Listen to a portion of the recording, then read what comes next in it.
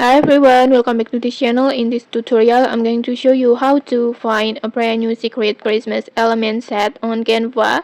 It's super cute. And okay, let's get started. First, just open Canva and then open any designs that you want.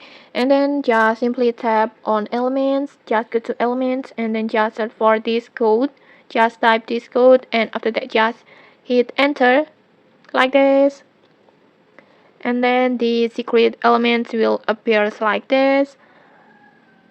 This set is called Santa Sweet Leather sets like this because every letter looks like it's wearing a mini Santa outfit complete with the belt and the fluffy trim.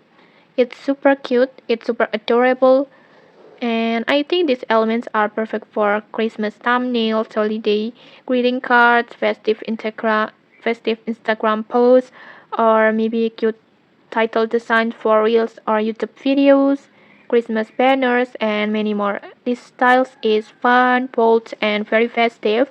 So it instantly makes your designs look cheerful and Christmassy. And okay, maybe that's it. If you found this helpful, don't forget to like, comment, and subscribe for more tutorials. Thanks for watching and see you.